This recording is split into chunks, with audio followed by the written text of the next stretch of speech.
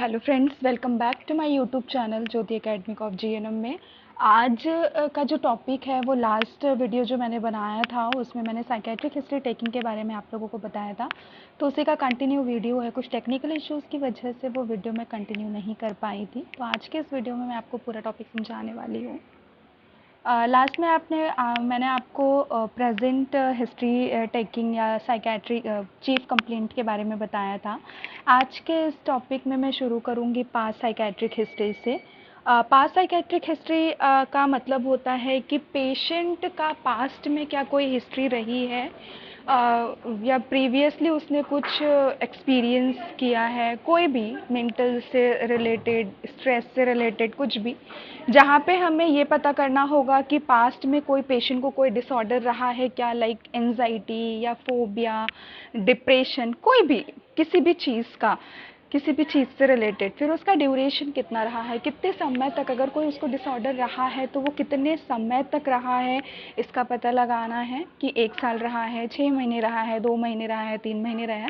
जो भी है ड्यूरेशन, उसका ड्यूरेशन आपको यहाँ पे लिखना होगा। देन ट्रीटमेंट है कि उस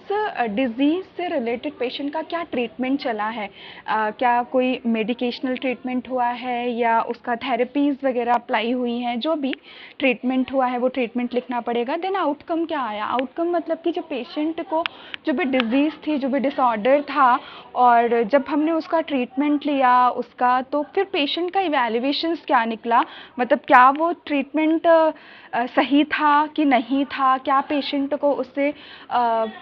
उससे रिहेबिलिटेट हो पाया है कि नहीं हो पाया है, पॉजिटिव फीडबैक आया या निगेटिव फीडबैक आया, जो भी फीडबैक है वो यहाँ पे आपको लिखना पड़ेगा। देन है फैमिली हिस्ट्री। फैमिली हिस्ट्री का मतलब यहाँ पर फैमिली हिस्ट्री इसलिए लेना होगा कि क्योंकि ये साइकेट्रिक हिस्ट्री टेकिंग है। वैसे भी कोई भी चीज़, मतलब बहुत सारे डिसऑर्डर्स होते हैं जो जेनेटिक्स होते हैं, या हमारी फैमिली में अगर कोई प्रॉब्लम है then may be have chances कि पर्सन को भी होने के चांसेस रहते हैं, तो इसलिए हमें फैमिली हिस्ट्री टेकिंग भी कलेक्ट करनी पड़ती है। तो जहाँ पे सबसे पहला पॉइंट है आपका types of family. Types of family में आपको सबसे पहले ये फाइंड करना पड़ेगा कि फैमिली का टाइप कैसा है, किस प्रकार की फैमिली में पर्सन रहता है, लाइक जॉइंट फैमिली में है, न्यूक्लियर फैमिली में है, सिंगल पेरेंट फैमिली है या ब्लेंडेड फैमिली है। ब्लेंडेड फैमिली का मतलब ये होता है कि ब्लेंडेड फैमिली में मतलब जो भी स्पाउसेस होते हैं, स्पाउसेस लाइक कि मतलब हस्बैंड एंड वाइफ जो हैं, तो अगर जैसे कि किसी का सेकंड मैरिज हुआ है, डाइवोर्स के बाद हुआ है, उनकी सेकंड टाइम मैरिज हो रही है, तो उससे उनके जो बच्चे हैं, मतलब कोई स्टेप उनके जो भी चिल्ड्रंस हैं, अगर वो उनके साथ रहते हैं तो उसको हम ब्लेंडेड फैमिली बोलते हैं। तो जो भी टाइप है फैमिली का वो लिखना पड़ेगा। Then size of family. Size of family का मतलब है कि नंबर ऑफ फैमिली मेंबर्स, मतलब कि उस फैमिली में कितने मेंबर्स रह रहे हैं। अगर ज्वाइंट फैमिली है तो ऑब्वियस सी बात है कि ज्वाइंट फैमिली में बहुत सारे मेंबर्स होंगे, इवन दो कहीं कहीं पे तो 40-50 मेंबर्स भी देखने को मिल जाते हैं। तो ये फैमिली का साइज़ लिखना है आपको। फिर क्या है, general environment of family. General environment family से मतलब यहाँ है कि फैमिली का माहौल कैसा है, मतलब जिस फैमिली में पर्सन रह रहा है वो फैमिली का माहौल अच्छा है कि बुरा है, स्ट्रेसफुल है, लड़ाई झगड़ा तो नहीं होता, मतलब जो फैमिली में आपस की जो अंडरस्टैंडिंग है वो अच्छी से हो रही है कि नहीं हो रही है, पर्सन की अपब्रिंगिंग अच्छे से हुई है कि नहीं हुई है, ये सारी चीज़ें यहाँ पर लिखना पड़ेगा। देन फिर क्या है, प्रेजेंस ऑफ साइकेट्रिक इलनेस या फिर मैटरनल और पैटर्नल साइट्स, मतलब कि जो पर्सन है या जो पेशेंट है आपके पास जो आया है उसके तरफ से, मतलब उसके मैटरनल साइड में या पैटर्नल साइड में, मतलब कि मम्मी की साइड से या फादर की साइड में कभी किसी को क्या कोई साइकेट्रिक हिस्ट्री रही है क्या। अगर वो रही है तो वो यहाँ पे आपको लिखना है कि क्या प्रॉब्लम थी, कितने टाइम तक था, वो प्रॉब्लम का रीज़न क्या रहा है, ये सारी चीज़ें आपको यहाँ पे लिखना पड़ेगा। और इसमें मतलब एक चीज़ मिसिंग है, एक फैमिली हिस्ट्री। आप फैमिली पेडिग्री चार्ट भी बनाते हैं तो आप फैमिली हिस्ट्री भी यहाँ पे मेंशन कर सकते हैं, मतलब एक चार्ट प्रिपेयर करके जहाँ पे सीरियल नंबर आएगा, पेशेंट का मतलब family name of the family members आएगा, फिर वहाँ पे एज, सेक्स, एजुकेशन और रिलेशन ऑफ द पेशेंट और उनका हेल्थ कैसा रहता है, ये चार्ट है। होगा तो मैं आपको नेक्स्ट वीडियो में वो बता दूँगी। फिर क्या है, सेवेंथ है आपका पर्सनल हिस्ट्री। पर्सनल हिस्ट्री में यहाँ पे पर्सन से, पेशेंट से रिलेटेड क्या क्या हिस्ट्री टेकिंग करेंगे। तो यहाँ पे है सबसे पहला आप देखिए पेरीनेटल हिस्ट्री। पेरीनेटल हिस्ट्री का मतलब यहाँ पे है कि जब वो बच्चा मतलब कि लाइक मदर के वॉम्ब में था, लाइक जब उसकी मदर जब वो पेरीनेटल या एंटीनेटल पीरियड में था, जब वो पर्सन जब अपने मदर के वॉम्ब में था at the time of pregnancy,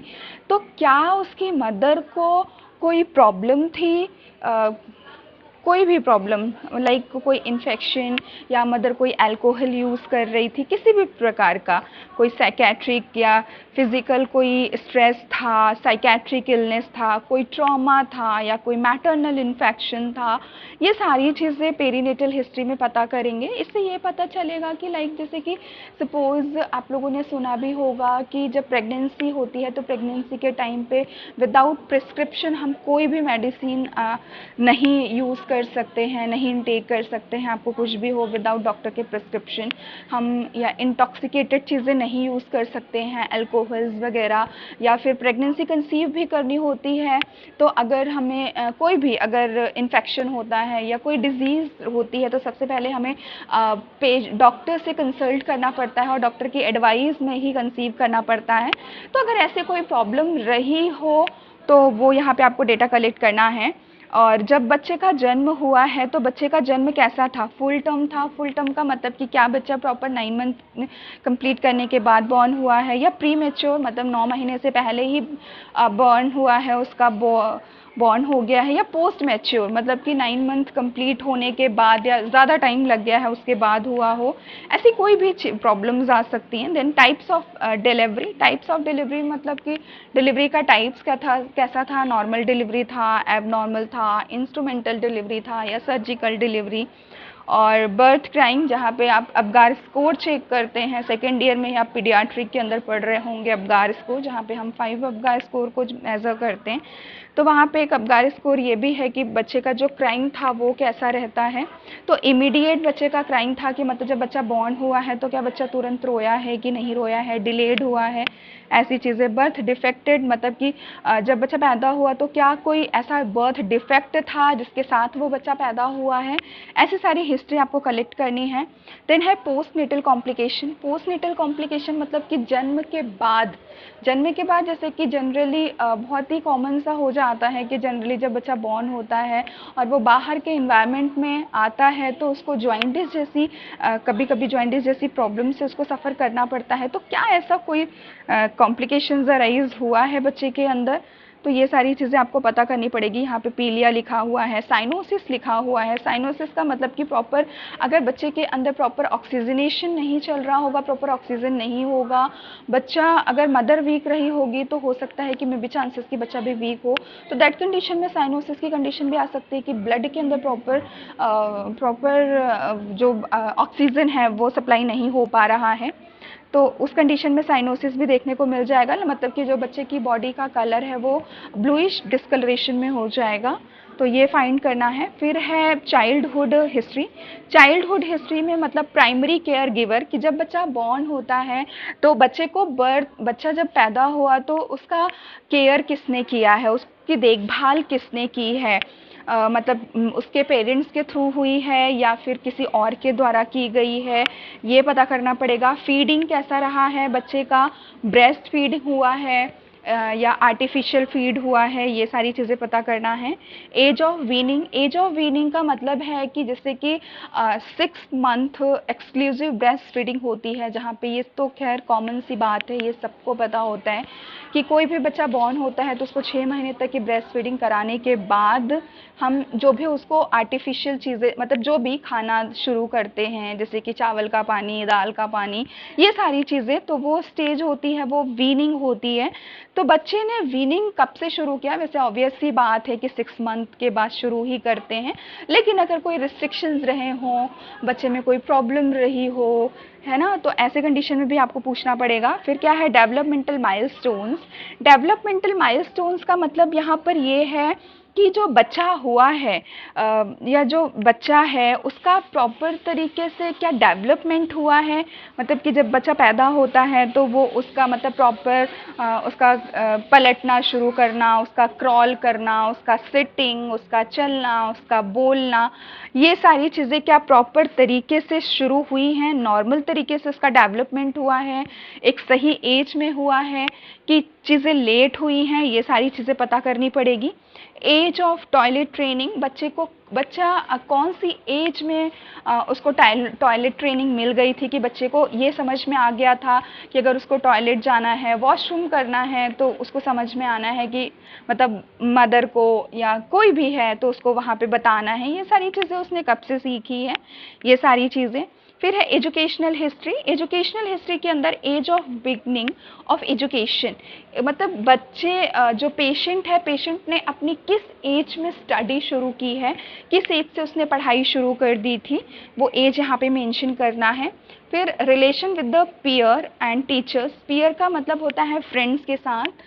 बच्चे का स्कूल में, जब वो स्कूल में था तो स्कूल में उसका टीचर्स के साथ और उसके बैचमेट्स जो उसके फ्रेंड्स के साथ उसका रिलेशन कैसा था, मतलब क्या उनके साथ अच्छे से वो गैदर कर रहा था, अच्छे से हंस के बात करता था कि मतलब अलोन तो फील नहीं करता था, अकेला बैठना ऐसा तो नहीं हो रहा था, अगर ऐसा था तो ये सारी चीज़ें लिखनी है। स्कूल फोबिया, क्या बच्चे को स्कूल जाने से डर लगता था या पेशेंट को, और अगर डर लगता था तो रीज़न क्या था, किस रीज़न की वजह से वो स्कूल नहीं जाना चाहता था। फिर reason for termination of studies, reason क्या रहा है उसकी स्टडीज़ को कंप्लीट बंद करने का, मतलब अगर इन केस अगर वो ज़रूरी नहीं है कि हर किसी का यहाँ पे रीज़न हो टर्मिनेशन का,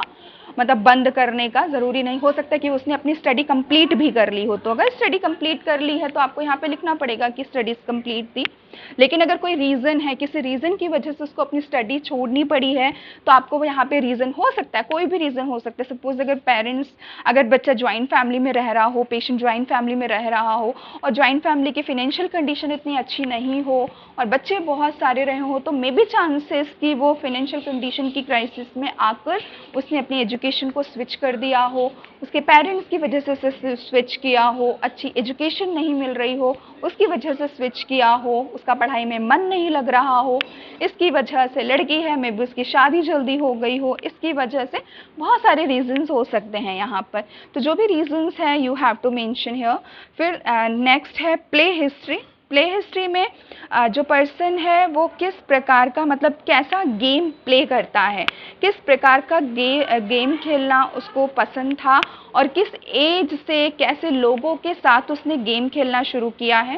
और सेम एज जैसे हमने स्कूल में एजुकेशनल में पता किया है कि उसका अपने फ्रेंड्स के साथ, अपने पीयर्स के साथ कैसा रिलेशन रहा है, तो यहाँ पर प्लेमेट्स के साथ भी उसका रिलेशन पता करना है कि एंगर रिलेशन था या हैप्पी वाला रिलेशन था, साथ में मिलकर खेलने वाला रिलेशन था, जो भी रिलेशन था आपको यहाँ पे मेंशन करना है। Emotional problem during adolescence. Emotional problem क्या था, जैसे लाइक जब बच्चा एक एडोलेसेंस एज में पहुंचता है तो जब वो थोड़ा सा डिपेंडेंट होना शुरू करता है और जब बहुत सारा जो पेरेंट्स हैं, पेरेंट्स का बहुत ज़्यादा इंटरफेयर रहना, क्योंकि उस समय बच्चा ग्रोन अप होता है तो वो चाहता है कि थोड़ा सा इंडिपेंडेंट होना, लेकिन जब हमारा इंटरफेरेंस रहता है कि ये नहीं करना, ये सही है, वो सही है, तो इस दौरान बच्चे का जो एंगर होता है वो बाहर निकल कर आता है। तो ऐसे में क्या बच्चा कभी उसने ये सारे बातें बोली हैं क्या कि वो घर से आपके डांटने की वजह से कि वो घर छोड़कर चला जाएगा, घर से भाग जाएगा, आपसे झूठ बोलना, ये चोरी छुपे स्मोक करना, ड्रग यूज़ करना, या कोई भी छोटी मोटी, जैसे कि बच्चे की बहुत सारी वो एडोलेसेंस एज में बच्चा बड़ा होता है, ग्रोन अप स्टेज होती है उसकी, तो बहुत सारे उसके फ्रेंड सर्कल में बहुत सारी चीज़ें होती हैं, तो जहाँ पे बच्चों की नीड्स भी बढ़ती जाती हैं, तो उस नीड्स को अगर हम फुलफ़िल नहीं करते हैं तो बच्चा क्या करता है कि डेलिक्वेंसी की तरफ बढ़ता है, जहाँ पे वो छोटी छोटी चीज़ें गलत काम करना शुरू करता है, लाइक झूठ बोलना, चोरी करना। तो क्या ऐसी चीज़ें भी बच्चे में देखी गई हैं?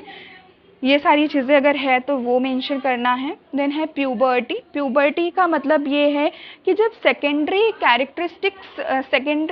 सेक्सुअल कैरेक्टरिस्टिक्स शुरू हुआ है, मतलब कि सेकेंडरी एज शुरू हुई है, प्यूबर्टी की एज शुरू हुई है, जहाँ पे एक लड़की का मतलब 11-12 साल से शुरू होता है, सेम एज जहाँ पे उनके मेंसेस स्टार्ट होना शुरू होते हैं और उनके ब्रेस्ट का इनलार्जमेंट शुरू होता है, सेम एज ऐसे बॉयज़ के अंदर भी देखा जाता है कि उनके मुस्टैचियो, हेयर ग्रोथ होना, उनका वॉइस उनकी जो वॉइस है वो चेंज हो जाना, ऐसा ये सारी चीज़ें कब हुआ है। खैर यहाँ पे तो ये मतलब यहाँ पे age of appearance of secondary sexual characteristics, क्या एज था कि जब सेकेंडरी सेक्सुअल कैरेक्टरिस्टिक्स देखने को मिला है, तो वो एज मेंशन करना है। और एंजाइटी, प्यूबर्टी चेंज के समय वैसे स्ट्रेस बहुत सारा आता है। वैसे आज के टाइम में देखा जाए तो मतलब कि सेक्सुअल जो एजुकेशन होता है या सेक्स एजुकेशन भी स्कूल में दिया जाने लगा है, तो इतना ज़्यादा स्ट्रेस किसी को आता नहीं है, ना तो इतना ज़्यादा वरी होते हैं। लेकिन अगर पहले की बात करें तो पहले मतलब एक ऐसा होता था कि यार अपने जो पेरेंट्स हैं वो अपने बच्चों को कैसे बताएं कि ऐसी चीज़ें होने वाली हैं आपके साथ। वो उतना ज़्यादा फ्रेंडशिप रिलेशनशिप नहीं होता था, इतना एक क्लोज रिलेशनशिप, एक फ्रैंक रिलेशनशिप मेंटेन नहीं हो पाता था बिटवीन पेरेंट्स एंड उनके चाइल्ड के बीच। तो बच्चे क्या होते थे कि बच्चे वरीड हो जाते थे, बच्चे मतलब वो स्ट्रेस में आते थे कि यार ये क्या हो रहा है, जिसकी वजह से मतलब उनका जो फिजिक में ग्रोथ और चेंजेस तो आ ही रहे हैं, प्लस उनका जो साइकोलॉजिकली साइक था वो भी चेंज हो रहा था और उसको वो किसी से शेयर नहीं कर पाते थे, जिसकी वजह से वो स्ट्रेस में चले जाते थे। तो क्या जब उनका प्यूबर्टी चेंज आया तो क्या कोई एंजाइटी था या सब कुछ नॉर्मल था, ऐसा लिखना है। फिर एज एट मिनार्की। मिनार्की मतलब कि फर्स्ट टाइम, ये जो क्वेश्चन है ये आपको सिर्फ उसी से पूछना है जो भी फीमेल होगी, सिर्फ उसी से पूछना है, किसी मेल से नहीं पूछना है। तो मिनार्की का मतलब कि एक जो भी अगर फीमेल पेशेंट है आपके पास, तो उसका जब मेंस्ट्रुअल साइकिल आया था तो फर्स्ट टाइम कब आया था, किस एज में फर्स्ट टाइम उसका मेंस्ट्रुअल साइकिल देखा गया। फिर regularities of cycle, duration of flow, कैसा साइकिल का रेगुलरिटीज़ नॉर्मल था या नहीं था, फ्लो कितने दिन का रहता था, कितना टाइम रहता था, 3 दिन 4 दिन 7 दिन, जो भी टाइम रहता था वो यहाँ पे आपको मेंशन करना है। Then abnormalities. एबनॉर्मलिटीज़ मतलब कि जब मेंस से शुरू होता है तो बहुत सारी चीज़ें आती हैं, लाइक कि डिसमेनोरिया वगैरह आता है ना, तो इस टाइप की चीज़ें, मेनोरिजिया वगैरह आता है, तो इस टाइप की चीज़ें क्या कुछ पेशेंट के अंदर देखने को मिल रही थी। वैसे तो डिसमेनोरिया वगैरह कॉमन सी चीज़ है, पेन होता ही है, लेकिन किसी को सिवियर पेन होता है तो उस समय उनका रिएक्शन कैसा रहता है, क्या वो उससे रिलेटेड कोई मेडिसिन लेते हैं या नॉर्मल वो चीज़ें ठीक हो जाती हैं, ऐसा ये सारी चीज़ें पता करनी है। देन ऑब्स्टेटिकल हिस्ट्री पता करनी है। ऑब्स्टेटिकल हिस्ट्री में एलएमपी पता करना है कि लास्ट मेंस्ट्रुअल पीरियड्स कब आए थे। फिर any abnormalities associated with the pregnancy, delivery या परप्यूरियम स्टेज, मतलब जब वो प्रेगनेंसी के टाइम में थी तो क्या कोई कॉम्प्लिकेशंस थे या कोई एबनॉर्मलिटीज़ ड्यूरिंग डिलीवरी या फिर डिलीवरी के बाद। बहुत सारे केसेस आते हैं, ज़रूरी नहीं है कि हो सकता है कि उसका डिलीवरी के टाइम पे या प्रेगनेंसी के टाइम पे कोई कॉम्प्लिकेशंस ना हो, बट हो सकता है कि परप्यूरियम का मतलब ये होता है कि आफ्टर डिलीवरी उसको कोई प्रॉब्लम अराइज हो गई है, क्योंकि यहाँ पे अगर कोई फर्स्ट टाइम कोई लेडी मदर बन रही है तो उसको बहुत ज़्यादा साइकोलॉजिकल स्ट्रेस रहता है कि यार वो बच्चे की अपब्रिंगिंग कैसे होगी, बच्चे को कैसे पालेगी, बहुत सारा स्ट्रेस रहता है उसके अंदर। तो ये सारी चीज़ें आपको पता करनी पड़ेंगी वहाँ पे। फिर प्रेगनेंसी के टाइम पे डिलीवरी, मतलब ये सारी चीज़ें हैं। फिर नंबर ऑफ़ चिल्ड्रन, कितने बच्चे हैं। और फिर termination of pregnancy. Termination of pregnancy का मतलब कि अगर कोई अबॉर्शन हुआ है या कुछ भी हुआ है तो उसका क्या रीज़न रहा है, ये सारी चीज़ें। फिर मेनोपोज है। मेनोपोज का मतलब कि जब उनका मेंस्ट्रुअल साइकिल ख़त्म हुआ तो उसका क्या टाइम पीरियड था। जैसे कि मिनार्की मैंने बताया, तो मिनार्की वो स्टेज होती है जहाँ पे भी किसी भी लड़की का मेंस्ट्रुअल साइकिल स्टार्ट होता है, और मेनोपोज एक ऐसी कंडीशन होती है जहाँ पे जो मेंस्ट्रुअल साइकिल है वो अब एंड होने वाला है। तो वो क्या था, वो कब हो रहा था और उस समय क्या मतलब क्या प्रॉब्लम हुई है और उसका कैसे पता चला है, ये। फिर है ऑक्यूपेशनल हिस्ट्री। ऑक्यूपेशनल हिस्ट्री में यहाँ पे पूछना है एज एट स्टार्टिंग वर्क, कि मतलब किस एज में आके काम करना शुरू किया है, ये एज लिखनी है। जैसे कि मैंने आपको बताया कि वहाँ पे एजुकेशन टर्मिनेट करने का क्या रीज़न रहा है, कोई भी रीज़न हो सकता है कि अगर फैमिली में नंबर ऑफ मेंबर्स बहुत ज़्यादा हैं तो हम क्या पेरेंट्स क्या करते हैं, जैसे कि गांव के पेरेंट्स की बात कर दे कि यार इतने बच्चे हैं, जो बहुत ही होनहार बच्चा निकलता है हम उसको आगे पढ़ाते हैं, बाकी के बच्चों की हम स्टडी छुड़वा देते हैं, तो इस चक्कर में बच्चे आगे नहीं बढ़ते हैं, तो वो छोटी ही एज में काम करना शुरू कर देते हैं। तो उनका एज क्या रहा है पढ़ाई मतलब वर्किंग करने का, ये job held in the chronological order. Job held in chronological order का मतलब ये है कि उसने जब से जॉब शुरू करी है, मतलब जब से जॉब शुरू करी है अभी तक टिल डेट तक उसने कितनी जॉब करी है, कब कब कितने टाइम तक, कहाँ कहाँ किस किस कंपनी में क्या क्या जॉब करी है, ये सारा आपको एक ऑर्डर्स में लिखना है। फिर reason for change job if any, मतलब जैसे कि अगर उसने कोई जॉब स्विच करी है तो रीज़न क्या रहा है उसका जॉब छोड़ने का।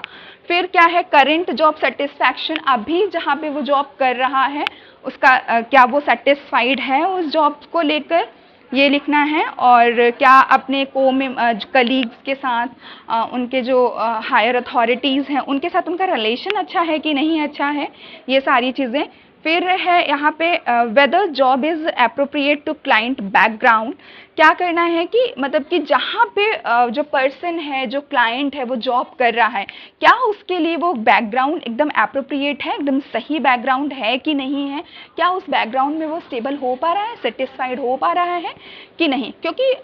मतलब ज़रूरी नहीं है कि आपका लव फेलियर हुआ हो या आपका लड़ाई झगड़ा हुआ हो या किसी लव वन की डेथ हुई हो, उसकी वजह से आप फ्रस्ट्रेशन में गए हैं, उसकी वजह से आपको साइकेट्रिक डिसऑर्डर हुआ है, वे भी चांसेस, अगर आपका ऑक्यूपेशन, अगर आप अच्छे से काम जॉब अच्छे से नहीं, हो सकता है कि आपको अच्छी जॉब मिल गई हो लेकिन आप जहाँ पे जॉब कर रहे हैं वहाँ का एटमॉस्फेयर, वहाँ का एनवायरनमेंट, अगर आपको आप एनवायरनमेंट में आप एडजस्ट नहीं कर पा रहे हो, then may be have chances कि आप वहाँ पे डिप्रेशन का शिकार हो सकते हैं, आपको बहुत सारी प्रॉब्लम्स राइज हो सकती हैं।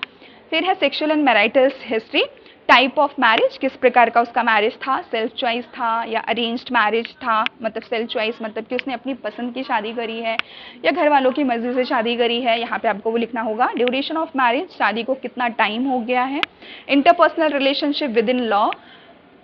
मतलब ससुराल वाले के साथ उनका रिलेशनशिप कैसा है और सेटिस्फैक्टरी रिलेशनशिप है कि नहीं है या असंतोषजनक रिलेशनशिप है, कैसा रिलेशनशिप है। Details of spouses and children, spouse का मतलब मैंने पहले भी बताया है, स्पाउस का मतलब होता है हस्बैंड एंड वाइफ, और तो हस्बैंड एंड वाइफ के बीच का जो रिलेशन है वो कैसा है और उनके बच्चों के साथ उनका रिलेशनशिप कैसा है वो यहाँ पे लिखना है। फिर है pre morbid personality, pre morbid personality का मतलब यहाँ पर ये है कि जो पर्सन है उसका थिंकिंग कैसा है, वो चीज़ों को अंडरस्टैंड कर पा रहा है, इंटरप्रिटेट कर पा रहा है या अपने इन्वायरमेंट की चीज़ों को समझ पा रहा है कि नहीं, चीज़ें गलत हैं कि चीज़ें सही हैं, वो सब कुछ समझता है कि नहीं, यहाँ पर आपको वो पता लगाना होगा। तो यहाँ पे सबसे पहले है इंटरपर्सनल रिलेशनशिप। इंटरपर्सनल रिलेशनशिप का मतलब क्या है कि जो पर्सन है वो कैसा है, एक्सट्रोवर्ट है या इंट्रोवर्ट है। एक्सट्रोवर्ट का मतलब क्या होगा यहाँ पर कि एक्सट्रोवर्ट का मतलब यहाँ पर ये होगा कि जो पर्सन है उसको क्या होगा कि वो लोगों के साथ टाइम स्पेंड करना उसको बहुत अच्छा रहेगा, सोशली गैदरिंग करना उसको पसंद रहता है, लोगों के साथ बातचीत करना, फैमिली में बहुत अच्छे से एंजॉय करना, कुछ भी हर जगह, सिर्फ नॉट ओनली फैमिली, इवन तो अपने फ्रेंड्स के साथ, अपने ऑफिस वर्कर्स के साथ, सबके साथ वो बहुत अच्छे से एंजॉय करता है। लेकिन अगर वहीं वो इंट्रोवर्ट हुआ तो इंट्रोवर्ट में जो पर्सन होता है वो अकेले रहना पसंद करता है, वो सोशली गैदरिंग करना पसंद नहीं करता, वो अपने में ही समट कर रहता है, अपने अगर कोई उसको प्रॉब्लम भी होती तो वो दूसरों से शेयर नहीं करता है, चीज़ों को एंजॉय नहीं करता है। तो जो पर्सन है वो कैसा है ये पता करना है आपको। फिर यूज़ ऑफ लेजर टाइम, अपना जब जैसे कि लाइक हम लोग भी हैं, अगर हम लोग अपना आज के टाइम की अगर बात करें तो हम सब जब खाली होते हैं तो क्या करते हैं, मोबाइल स्क्रॉल करते रहते हैं, सोशल मीडिया चलाते हैं, यही कर रहे होते हैं। अभी के टाइम में अब लेकिन जो लोग अपनी चीज़ों को आगे, अपने आप को आगे और बढ़ाना चाहते, तो वो अपने जो खाली टाइम होता है उसका यूज़ कैसे करते हैं। जैसे कि किसी को बुक्स पढ़ना अच्छा लगता है, किसी को मैच खेलना पसंद है, कुछ जो भी उनका चॉइस है उसके अकॉर्डिंग, तो वो अपने खाली टाइम का यूज़ कैसे करते हैं, क्या हॉबीज़ हैं उनको। लाइक उनको क्रिकेट खेलना, उनको गाने सुनना पसंद है, कि उनको कुकिंग पसंद है, बुक रीड करना पसंद है, जो भी चीज़ें हैं वो यहाँ पे आपको मेंशन करना है। फिर है आपका प्रीडोमिनेंट मूड। प्रीडोमिनेंट मूड का मतलब क्या है कि जो पर्सन है वो कैसा है, ऑप्टिमिस्टिक है या पेसिमिस्टिक है। ऑप्टिमिस्टिक का लाइक का मतलब यहाँ पे ये होता है कि वो आशावादी है, कि मतलब जैसे कि होता है ना कि अगर आपके साथ यार कुछ गलत हो रहा है, तो अब अगर आपके साथ कुछ गलत हुआ है या आप किसी चीज़ में फेल हो गए हो, तो आप उससे सीखोगे ना कि अगर आप कहीं आप किसी चीज़ में फेल हुए हो तो कुछ कमियां होंगी, तो आप उस चीज़ को क्या करोगे कि आप उस चीज़ को पॉजिटिव वे में लोगोगे कि चलो ठीक है, इस बार इस कमी की वजह से मैं पास नहीं हो पाया, ये चीज़ों को क्रैक नहीं कर पाया, तो नेक्स्ट टाइम मैं उस कमी को दूर करूंगा और आगे बढ़ूंगा। लेकिन और कोई क्या होगा कि पेस्टिमिस्टिक हो जाएगा कि नहीं यार, मतलब मैंने तो इतनी मेहनत करी थी और इतना मेहनत करने के बाद भी मैं चीज़ों को आगे मतलब चीज़ों में आगे नहीं बढ़ पाया हूँ, लोग मेरा साथ नहीं देते हैं या भगवान मेरा साथ नहीं देता है, ऐसी थिंकिंग उनके अंदर आने लगती है। तो जो पर्सन है वो कैसा है, ऑप्टिमिस्टिक है या पेस्टिमिस्टिक है, स्टेबल है या फ्लक्चुएट होता है ना, कि जैसे कि जब छोटा बच्चा रहता है, छोटे बच्चे से पूछो कि भैया तुम क्या बनने वाले हो, तो वो बताएगा ना पुलिस बनने वाले हैं, इंस्पेक्टर बनने वाले हैं, वकील बनने वाले हैं, डॉक्टर बनने वाले हैं, ये सारी चीज़ें। तो वो क्या है, उसके अंदर फ्लक्चुएशन है कि वो लोगों को देखकर हमको ये भी बनना है, वो भी बनना है, सारी चीज़ें। लेकिन जब हम एक स्टेज में आते हैं, लाइक जब आप 10th स्टैंडर्ड में आओगे, 9th स्टैंडर्ड में आओगे, तब आप अपना एक गोल सेट कर लेते हो जहाँ पे आपकी स्टेबिलिटी आती है कि नहीं, अब आपको उसी चीज़ को क्रैक करना है, आपको उसी गोल को अचीव करना है। तो मतलब इस टाइप की चीज़ें है कि नहीं है, ये सारी चीज़ें। फिर usual reaction to stressful event, like जब भी कभी कुछ ऐसा स्ट्रेसफुल इवेंट हमारी लाइफ में आता है, सबकी लाइफ में आता है, आपकी भी लाइफ में है, मेरी भी लाइफ में है, और जो पर्सन है उसकी भी लाइफ में है। लेकिन ये हमारे ऊपर डिपेंड करता है कि अगर आपके लाइफ में कोई स्ट्रेसफुल इवेंट आया है या कोई स्ट्रेसफुल अगर घटना घटित हुई है, तो आप उसके लिए कैसा रिएक्ट करते हो, उसको मतलब कामली हैंडल करते हो या अग्रेसिव हो जाते हो या बहुत ज़्यादा वरीड हो रहे हो, बहुत ज़्यादा एंजाइटी हो रही है, जिसकी वजह से आप खुद तो हार्म हो ही रहे हो, प्लस आपके आसपास जो लोग रह रहे हैं, आपके साथ जो रह रहे हैं, उसकी वजह से वो भी अफेक्ट हो रहे हैं। Attitude to self and other, लोगों के साथ या लोगों के प्रति आपका कैसा एटीट्यूड रहा है। सेल्फ अप्रेजल मतलब दूसरों के प्रति भी और स्वयं के प्रति भी आपका एटीट्यूड कैसा है, आप खुद को अप्रिशिएट करते हो या आपकी एबिलिटीज पे आपको भरोसा है कि नहीं भरोसा है, ये सारी चीज़ें यहाँ पे डिपेंड करती हैं। फिर है attitude to work and responsibilities, person जो है वो अपने काम और अपनी जिम्मेदारियों को समझता है कि नहीं समझता है, ये सारी चीज़ें। डिसीजन ले पाता है कि नहीं ले पाता है, उसके डिसीजन के अंदर फ्लैक्सिबिलिटी है कि नहीं फ्लैक्सिबिलिटी है, ये पता करना होगा आपको। फिर रिलीजियस बिलीफ है एंड मोरल एटीट्यूड है। रिलीजियस बिलीफ का हम सबका अब एक रिलीजियस बिलीफ होता है, बट रिलीजियस बिलीफ का मतलब ऐसा नहीं कि हम अपने रिलीजन को ही सिर्फ माने, दूसरे के रिलीजन का हम डिसरिस्पेक्ट करें, तो ऐसा नहीं होता है। लेकिन वो पर्सन के अंदर हमें ये देखना है कि वो कैसा है, क्या अपने धर्म को मानता है, वो सारे लोगों का रिस्पेक्ट करता है कि नहीं करता है, मतलब उसका जो मोरल एटीट्यूड है वो प्रॉपर है कि नहीं है, गलत को वो गलत है और सही को सही क्या जानता है, वो डिसीजन ले पा रहा है कि नहीं ले पा रहा है। अगर रिलीजियस बिलीफ है तो क्या नॉर्मल बिलीफ है या बहुत ज़्यादा बिलीफ है, ऐसा ये सारी चीज़ें पता करनी है। Then fantasy life, fantasy life मतलब कि जो पर्सन है क्या वो अपनी रियलिटी को पहचानता है कि नहीं पहचानता। ऐसा तो नहीं कि वो डे ड्रीमिंग कर रहा है कि मतलब सपने में ही अपनी लाइफ को जीता जा रहा है। सपोज हम एक मिडिल क्लास फैमिली से बिलोंग करते हैं, बट उसको ऐसा लग रहा है कि नहीं यार हम बहुत ही हाई प्रोफाइल से हैं, मतलब लोगों के सामने शो ऑफ करना, तो ऐसा वाला तो नहीं है, वो ऐसी चीज़ें पता करनी पड़ेंगी। देन है हैबिट्स, जो पर्सन का हैबिट्स है, लाइक ईटिंग पैटर्न कैसा है, उसका खाने की आदतें कैसी है, नॉर्मल ईटिंग पैटर्न है कि नहीं है, रेगुलर है या इरेगुलर है। देन एलिमिनेशन, अगर ईटिंग पैटर्न पे डिपेंड करेगा, अगर ईटिंग पैटर्न उसका इरेगुलर होगा तो ऑब्वियस सी बात है कि उसका जो एलिमिनेशन है वो भी इरेगुलर होगा। अगर उसका ईटिंग हैबिट प्रॉपर है, नॉर्मल है, अच्छा है, गुड ईटिंग हैबिट है, तो ऑब्वियस सी बात है कि उसका जो एलिमिनेशन होगा वो भी गुड होगा। देन स्लीप कैसा है उसका, इरेगुलर है या रेगुलर है, मतलब प्रॉपर तरीके से वो नींद ले रहा है कि नहीं ले रहा है, हाइपरसोम्निया, इनसोम्निया ऐसी चीज़ें तो नहीं आ रही हैं, या फिर किसी प्रकार का वो ड्रग्स वगैरह तो यूज़ नहीं कर रहा है, ये सारी उसकी हैबिट में आ जाएंगी। तो इस वीडियो में मैंने आप लोगों को पूरा साइकेट्रिक हिस्ट्री टेकिंग की चीज़ें कंप्लीट कर दी है। अगर आप लोगों को टॉपिक से रिलेटेड कोई भी डाउट है तो आप मुझसे कमेंट बॉक्स में कमेंट करके पूछ सकते हो। So thank you.